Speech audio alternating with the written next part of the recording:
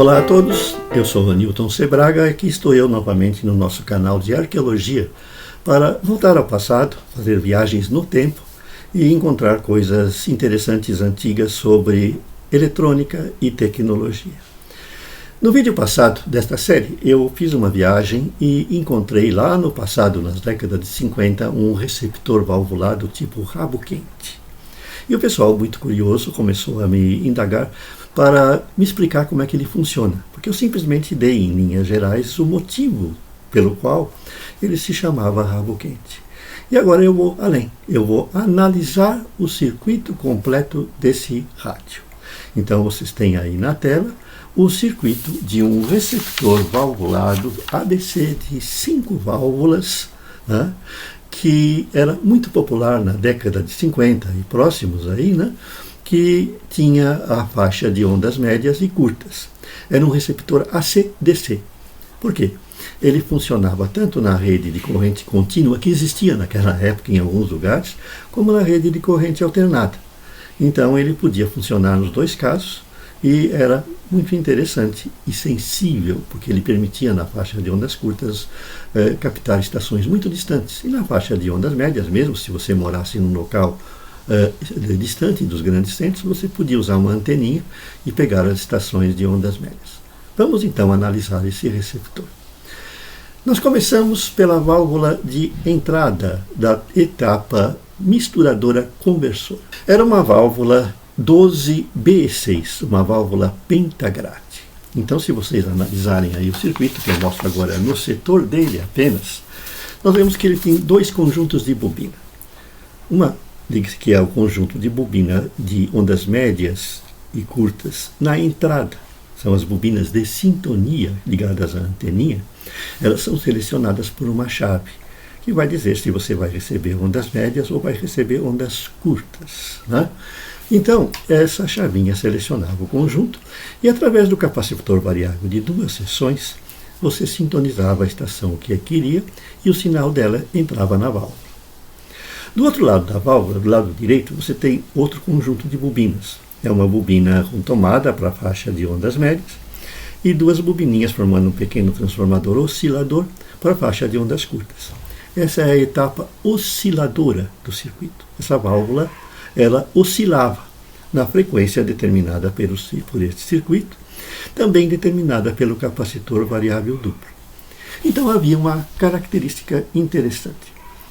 Quando você sintonizava uma estação de 1000 kHz, por exemplo, o circuito oscilador ele era automaticamente ajustado para oscilar em 1455 kHz. Então havia um efeito de heterodinagem. O que significa isso? Havia um efeito de batimento dos sinais.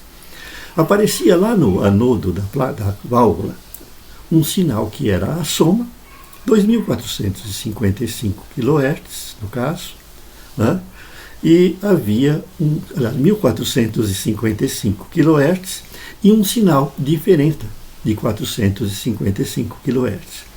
O sinal soma, 1.455, era descartado. E o sinal diferença era aplicado a uma bobina sintonizada, em 455. Então ela deixava passar só esse sinal, para poder ser amplificado mais adiante. Quando eu mudava de estação, por exemplo, eu sintonizava uma estação de 600 kHz, automaticamente o oscilador mudava. Ele mudava para 1055 kHz. Por quê? A diferença continuava a 455.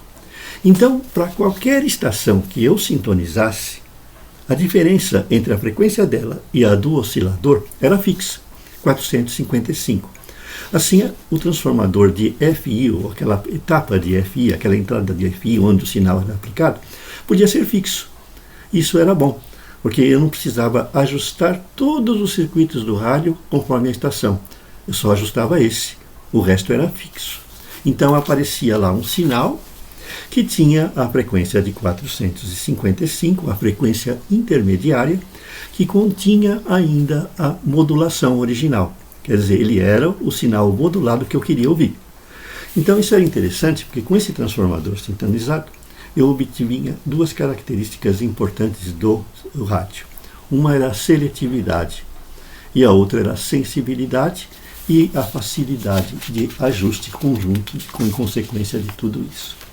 Pois bem, o sinal dessa etapa que eu obtinha, dessa etapa misturadora e osciladora, ele era jogado numa etapa de FI com uma válvula 6BA6. Essa válvula, um pentodo, ela pegava o sinal de 455 e amplificava e jogava um novo transformador de FI ainda em 455 kHz. Então eu podia obter uma boa amplificação nessa etapa sem a necessidade de sintonizar esse sinal.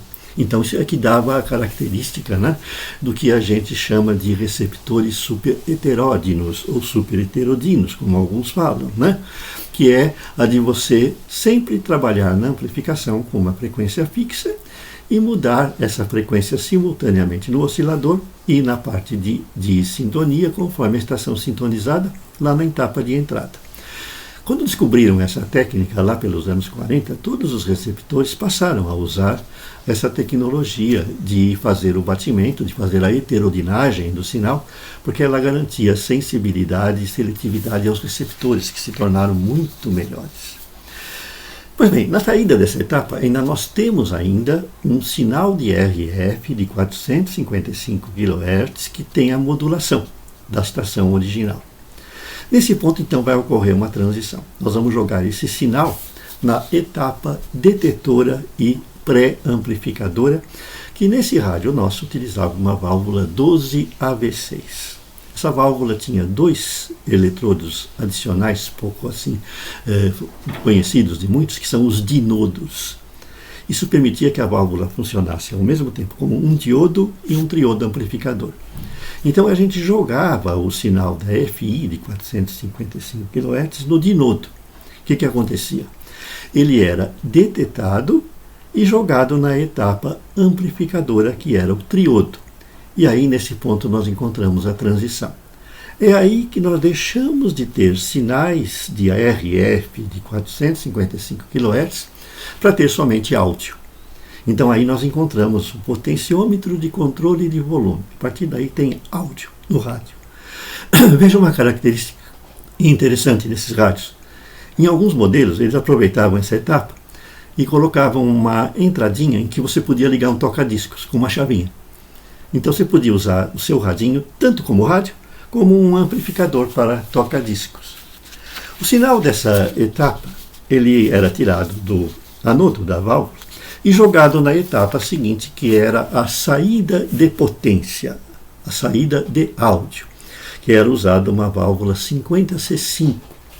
Essa válvula dava uns 2 watts de áudio, mas de excelente qualidade, o suficiente para um radinho de mesa, né? Como era esse ABC, rabo quente, Dunga, lá dos anos 50.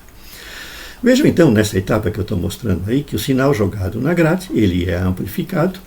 Nós encontramos lá no catodo um resistor e um capacitor de desacoplamento.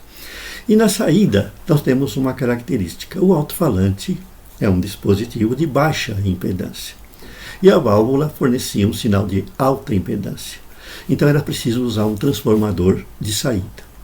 Esse transformador tinha 1000 ohms de primário e tinha uma impedância de secundário conforme o alto-falante usado. Naquela época era 3,2 ohms, padronizado. Então aí nós tínhamos o áudio desse radinho. Então vejam, muito interessante.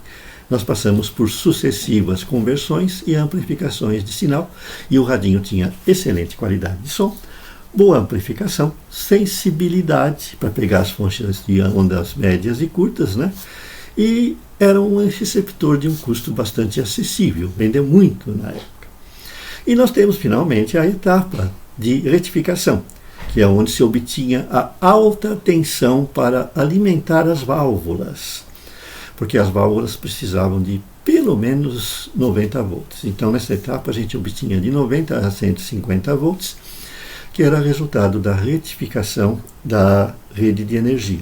Então, vejam, entra a tensão alternada, ela é aplicada à válvula, certo? E, a partir desse ponto, ela tem o quê? Tem a saída de alta tensão contínua, que é tirada do catodo da válvula, e 2 capacitores de filtros de valor elevado. Normalmente era usado um capacitor duplo. E os filamentos, conforme vocês podem ver, eram ligados em série e havia uma lampadinha piloto no painel que acendia quando você ligava o rádio para dizer que ele estava ligado. Esse rádio foi muito popular nos anos 50, mais ou menos. E a mesma tecnologia, ela pode ser encontrada hoje num rádio transistor e até num rádio integrado, que é a tecnologia do super heteródino. Eu vou fazer um vídeo, já no presente, mostrando como é que funciona um rádio transistorizado, que é exatamente equivalente a esse. Lá no passado você encontrava muitas variações desse rádio. Você encontrava rádios com mais válvulas, você podia ter maior amplificação de FI. Na saída, em vez de uma válvula, você podia ter duas em simetria complementar para dar mais potência em push-pull, né? Com um transformador mais potente. Você podia encontrar versões com transformador, certo? E aí não tinha mais o rabo quente, né? Eram rádios assim de maior custo, né? Porque também muitos deles eles estavam incorporados a aparelhos que a gente chamava naquela época, né? de hi-fi, né? Que continham o quê? Em 3 em 1 tinha o rádio, tinha o amplificador e tinha o toca-discos, né? Que eram também populares e que usavam a mesma tecnologia. Voltaremos a falar deles oportunamente. Até mais!